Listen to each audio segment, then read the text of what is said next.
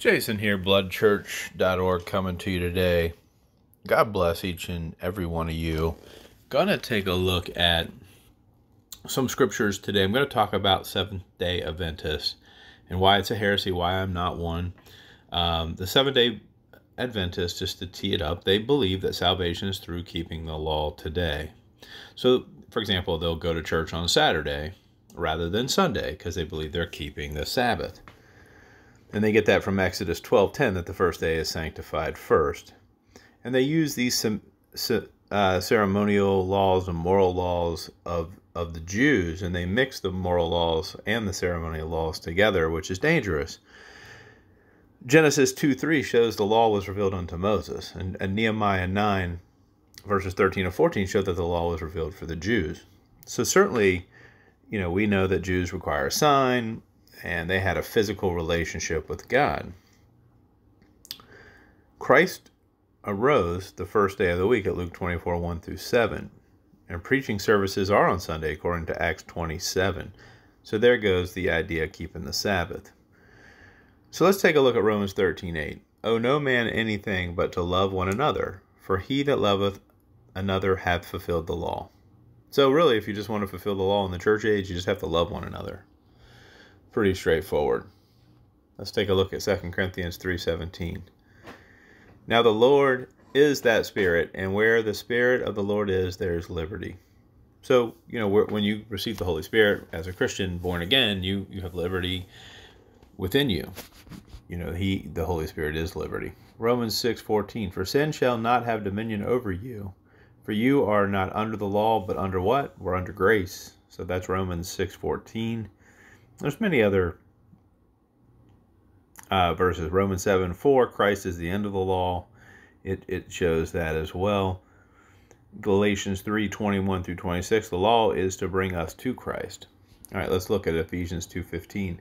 Having abolished in his flesh the enmity, even the law of commandments contained in ordinances, for to make in himself of twain one new man, so making peace. So he got rid of the law and the ordinance thereof. Christ did. He blotted them out, if you want to look at that.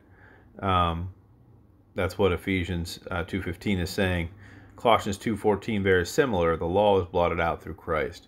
So the Seventh-day Adventists that want to keep the Jewish law are living in the Old Testament, and they're not rightly dividing the word of truth as we're instructed to do, as a Christian. Let's take a look at the Mormons. We'll just flip over there. They have their own book called the Book of Mormon.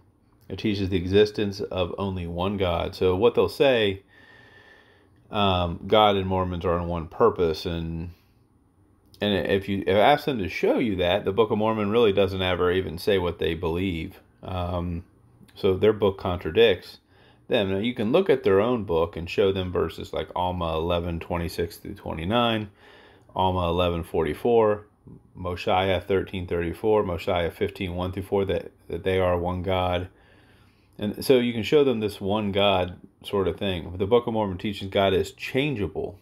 And so they say, as a man is, God once was. As God is, man may become. So they sort of believe that you can become God. But if in their own book, and again, this is not the KJV Bible, this is the Book of Mormon, Mosiah 3:5, God was from all eternal to all eternity. 3 Nephi chapter 24, verse 6, the Lord changes not. Mormon chapter 9:9-10, they don't have the right God. God changeth not in Mormon 9:19.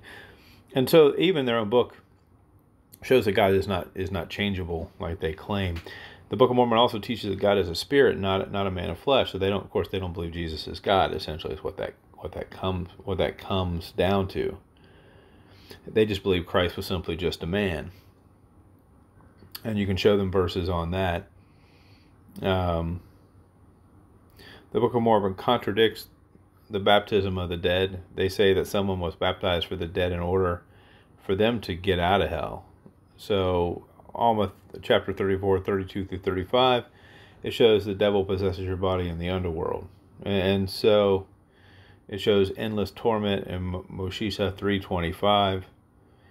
And so the Book of Mormon teaches an eternal hell. They don't believe that hell is forever. So you can show them verses that hell is forever, like the lake of fire has no end, for example, at 2 Nephi 9:16 in the Book of Mormon. And you can show them passages that contradict.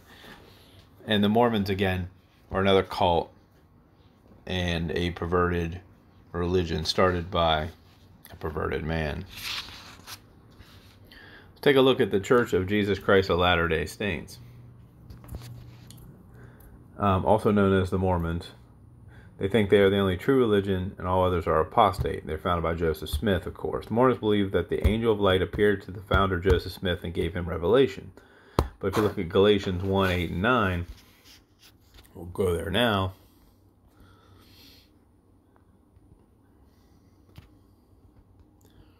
Start at verse 8. But through we, or an angel from heaven, preached any other gospel unto you than that which we have preached unto you, let him be accursed. As we said before, so say I now again, if any man preach any other gospel unto you than that ye received, let him be accursed. So, again, if you teach any other gospel, then it's a curse. And so what the Mormons are teaching are really a curse. In 2 Corinthians 11:14, not going to turn over there, but Satan can transform himself as an angel of light. And Mormons, again, don't believe Jesus Christ is true God. We talked about that. 1 Timothy, if we go to 1 Timothy, we can prove some of these thoughts wrong. 1 Timothy 3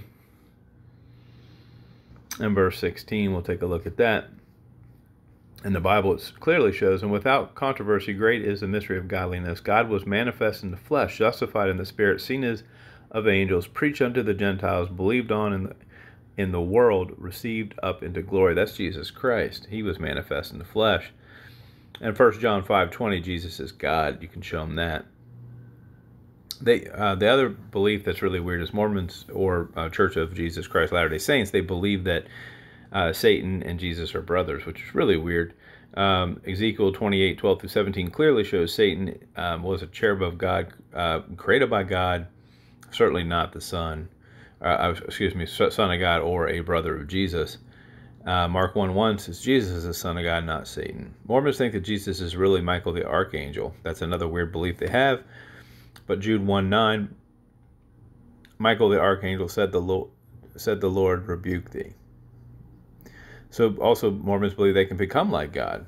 But 1 Timothy 2:5 says there's only one God. Isaiah 46:9, there's only one God and none other like him. So again, and they also believe in polygamy, more than one wife. And of course we know in 1 Timothy 3, verse 2, a man should only have one wife. So they have many crazy doctrines. And they have a lot of weird beliefs as well. So again, another cult to avoid. I hope this was just a quick overview of some of the cults that we deal with in this apostate church age. As we come to the end of the church age, men will grow colder and wax colder, and apostate will grow more and more. God bless, and have a great day.